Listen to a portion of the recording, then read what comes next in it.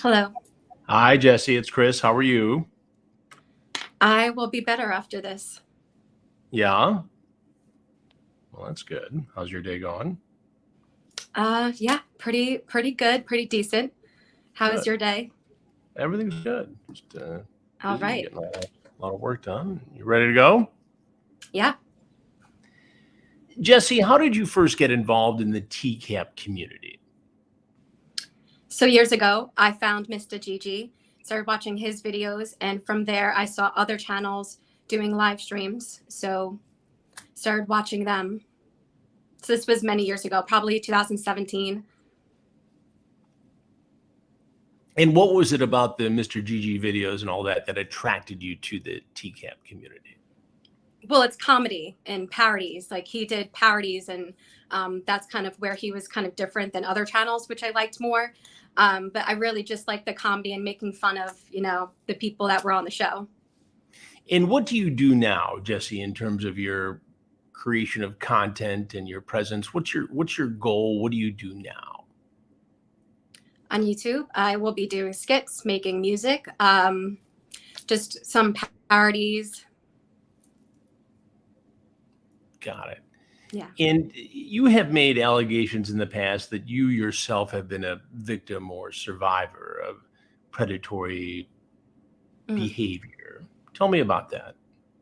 Yeah, that's actually why I started watching To Catch a Predator, because I really like stings and everything, catching people that were just like this person who catfished me. And what happened in the instance where this person catfished you? I was on MySpace and they pretended to be like an emo scene kid. So we talked for a couple weeks and then he asked if I wanted to. Well, he didn't ask. He said, let's meet in person. And from there, I wasn't allowed to. Like I had very strict parents, so I wasn't allowed to go out past 7 o'clock at night and everything. So it was kind of like I snuck out. So that was on me. I did sneak out to meet this person, but end up being several guys, which were his roommates, Corey's roommates, and they picked me up in a white van, and they brought me to the house in Shirley, The house. And where did this occur, Jessi? where it happened in Shirley, New York. Chile, New York. And that's out on Long Island? Yeah, it's a town away from me. About yeah. In by Corey, whom do you mean by Corey? Corey Lush, which is Matthew Lush's brother. Right. Matthew being a famous YouTube content creator and Corey having been very popular on MySpace and so other areas of the internet. In how did you know that this was Corey and how old was Corey at the time, allegedly? See, I don't remember. He did make like this happened a while ago, so it's kind of just like all fuzzy in my head. But I remember him saying, "Oh, like I'm 28 and I'm not 16," because I thought that I was talking to a guy that was a little bit older than me. Like I thought, and end up he was like laughing and obviously saying, that's not me. I used a fake profile, and yeah, and that's kind of just where it went from there. I didn't. He said he was bragging about his brother before it happened and everything, and yeah, and he knew because I was following him on MySpace, and it was kind of just like public knowledge. So And yeah, he took advantage of that. what year did this happen? What year did I don't remember. I do remember it was seventh grade. I might have said that I was 12, 13, but I don't do math correctly. And I will say that 100% was seventh grade, and it was right before high school. okay. And so what year would have that been? 2006, Oh, I 2007? really don't know. I was graduated in 2011. So minus four would be Maybe 2000, 2006, 2007, probably. maybe about Okay. there. And Hmm. what happened in this incident? Well, when I was in the car, I thought that I was drinking a Monster, and it was a Four Loko, and Monsters always tasted really bad for me. So, but since it was late at night and I was really tired, I wanted to be awake and just like have fun. I wasn't going there to hook up because, first of all, I was a virgin. I was a girl. Didn't know, and I was just excited to be like with someone from MySpace and everything.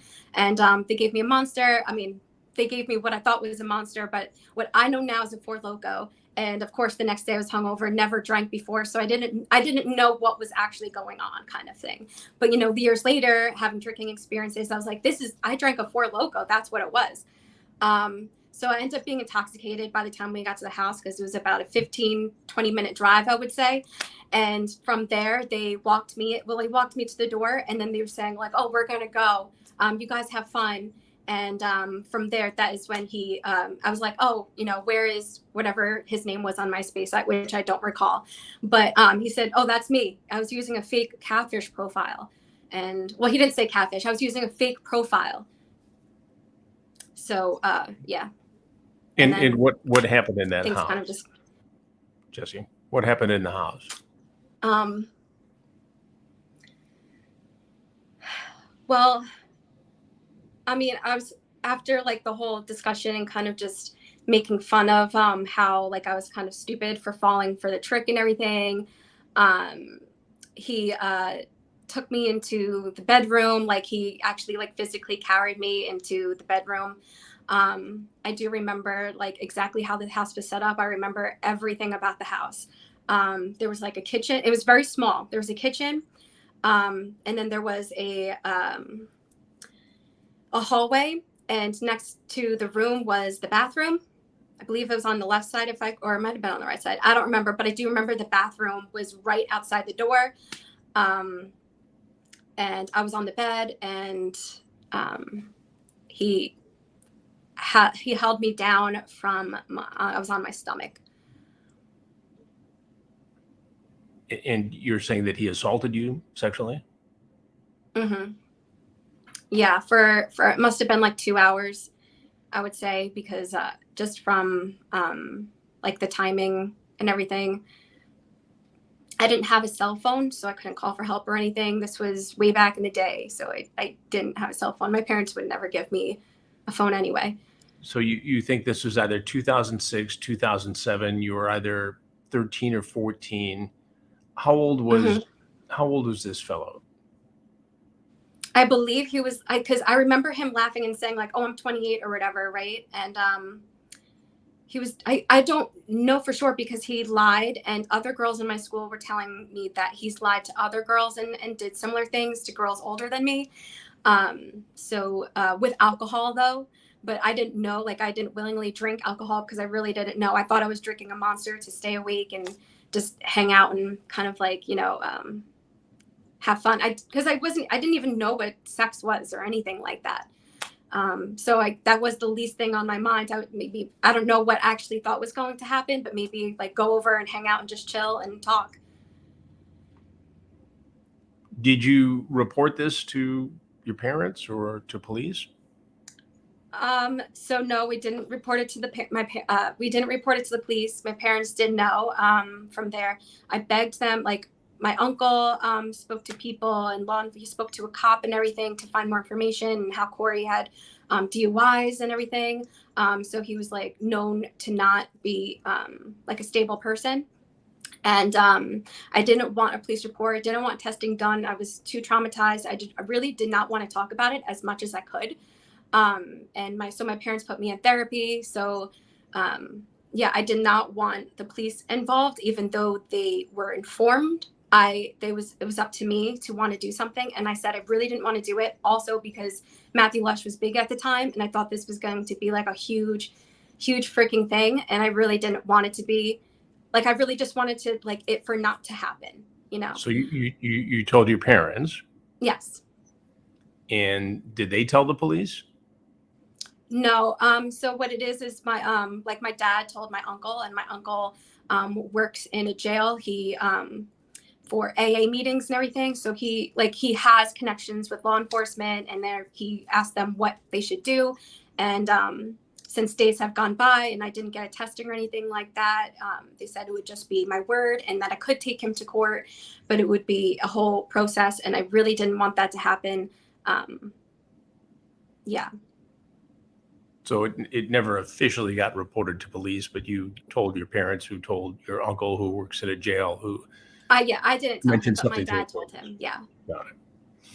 And whatever happened to this guy who allegedly assaulted you?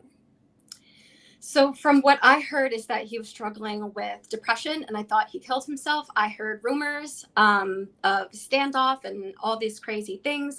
From there, I didn't want Standoff. to talk about him. When you say standoff, what do you mean? What happened? Like what I was told is that he confessed to assaulting multiple women, and then he shot himself in Shirley's woods. There's like a specific location that people, like, we grow up with, you and know where it is, but that's what people were telling me. I don't know. Rumors always flew around in my school about crazy things.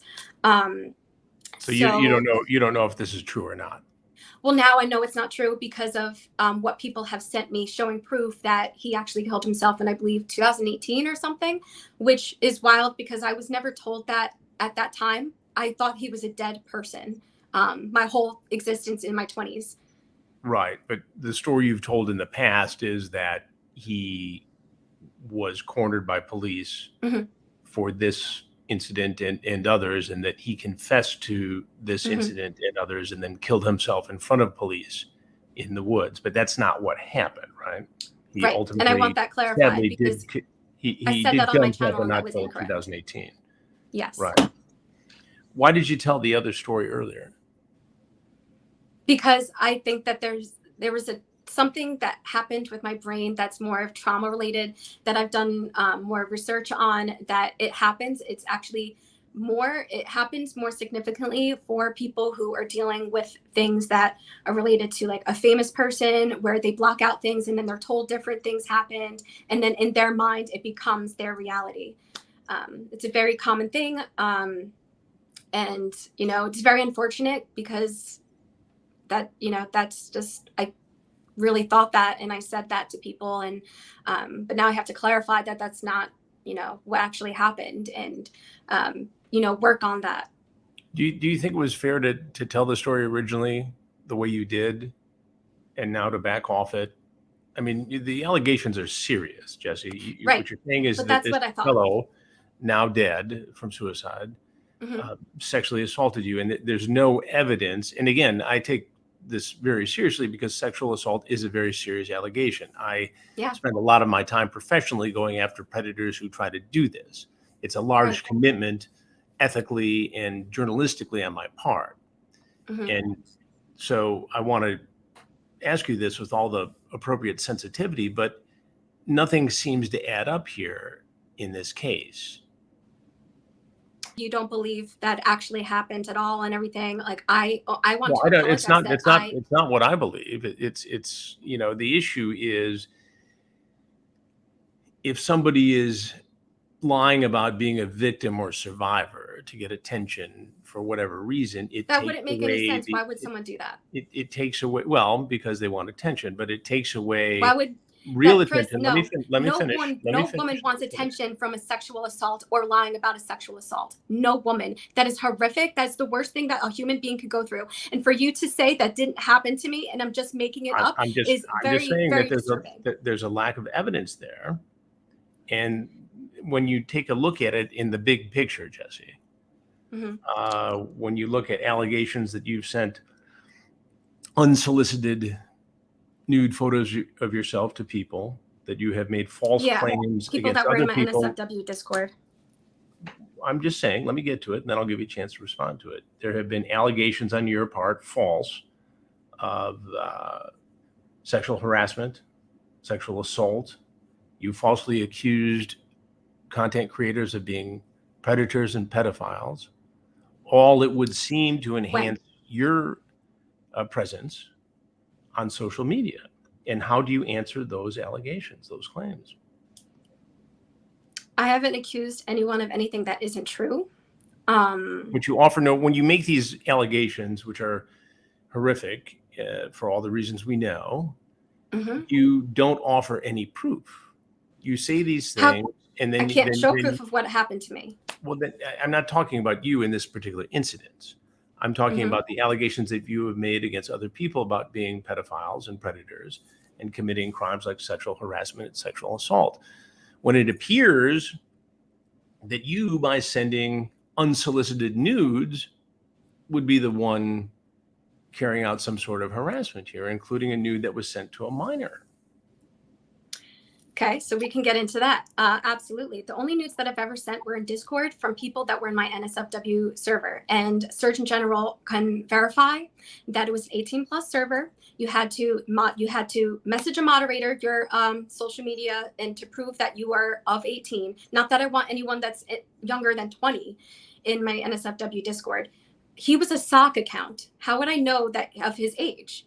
The only thing I knew was that he verified that he was 18 with a moderator, and then he checked off a box. Now, getting to that, on social media, he's a minor, right? So he's lying on social media about his age to have these profiles and to cause havoc and troll people for 4 or 5 years. Have you ever sent an unsolicited nude of yourself to someone else? Just my NSFW server that I can think of. The question that I'm asking is, have you ever sent an unsolicited, sexually suggestive or nude photo of yourself to anyone? Yes, in my lifetime, yes, I have. Okay. And why would you do that? I get a lot of attention from being a beautiful girl, so I understand that it's not right, but I always had positive responses and everything. Anyone that I could ever think of, like I'm in West and everything, they've always sent things back, or water emojis, sexted with me, stuff like that. What do you think would happen to a man of your age who sent unsolicited nude photos to women? Okay, well, that happens a lot, and that happens way more often. I get tons of those kinds of pictures all the time, and I never asked for it. It's just all over the internet, and it's very common. I won't say that I made people uncomfortable, but do you think there's a double standard there is what I'm getting at? If a guy were to send a picture of that unsolicited, it could be construed as harassment, and the question is, should it be the same when you're sending these unsolicited pictures to others? You see where I'm going with this? Yeah. You just have to tell me to stop, and then I will. Sometimes it's a little bit hard for me because you had me going at first. You were sexting me and everything, and then you tell me I have a girlfriend or whatever, and then from there it's kind of a little hard for me. When you say you, to who are accept you that. talking? When you say you, who are you talking about? Just other people? Right. Yeah. Like how we were sexting and everything, and he decided he didn't want to do that anymore. Who is this? And then I sent him Who are you a talking about topless here? photo. Sorry? Who are you talking about in this case? And who is that? He came to me. He was very flirtatious with me. That's how we started talking on Skype. We were doing sexting, stuff like that. I would send him videos. He would message me after his live stream shows, and we would flirt. We would talk, and then he told me that he has a girlfriend, and he would appreciate if I stopped, tried to communicate with him like that. And I didn't really handle that well. And that's the truth. I did send him one more photo, and then he told me again, and from there I stopped, and I was kind of embarrassed that I did that again. Yeah. But let's go back to something that I want to discuss. Oh yeah, there's tons of proof, receipts and everything. Yeah. When after this incident, after this allegation against Corey Lush, did you stay in contact with him? Oh no, I was traumatized. That's the last thing I would want to do. But you were still friends on MySpace in 2010. I don't know. I can't. Well, I can't. I'm think telling that you far. that we found that. So if the Okay, allegation so yeah, was in 2006, why are you still friends with him in 2010? Yeah, I don't know. This happened a long time ago. I mean, I might have some things kind of different than how I thought it happened. Yeah, like I said, you were still contacting as of last week? No, I have not talked. I sent him a few emails telling him about what McNuggets was doing, and Veronica Vex, and what they were doing to me and trolling me for months. And I didn't know that he was in on the trolling me. I was trying to warn him and be like, you realize that there are people that came into the community just to troll me, and that's what they did. And he was telling me to log off the internet, and then from there stopped emailing him. But I only emailed him about what happened.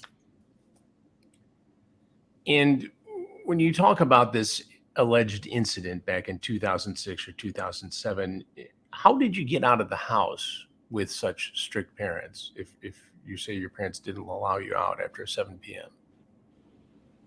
Well, my parents both went to work at like 6:30 in the morning, so they went to sleep really early.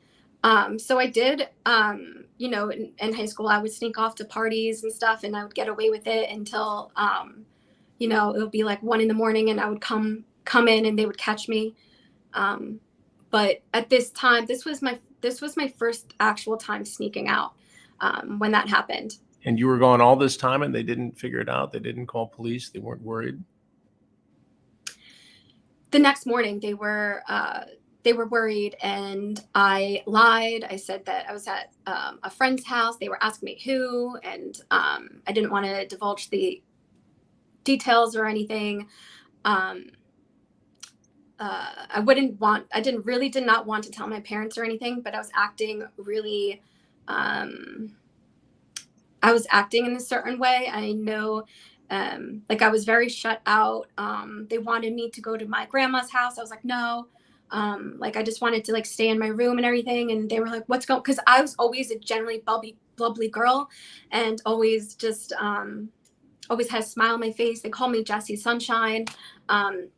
So they realized something was going on. Like I was upset about something, and they were like, oh, well, we don't like your attitude staying in your room. And then I just blurted out what happened. And then from there they were crying, and they were calling the whole family, telling them what happened. And I was like, please don't call the police. And yeah. Jessi, some of the story doesn't make sense. Okay, well, and this would let me finish. And this would be a good time for you to come clean on this. These are very serious allegations. Mm-hmm. Yeah, and I'm happy to take a polygraph test. And you've made them against somebody who's dead. You've sent unsolicited nudes to people. You've made false allegations. And according to at least one member of the TCAP community, you tried to extort money with a false threat. Isn't it time to stop this? Isn't it time to stop trying to steal attention from real victims? No, because this actually fucking happened to me. So, that's what everyone in my life knows about this, and they think that you're a disgusting human being, especially what you did with Onision and everything. You can't handle the truth.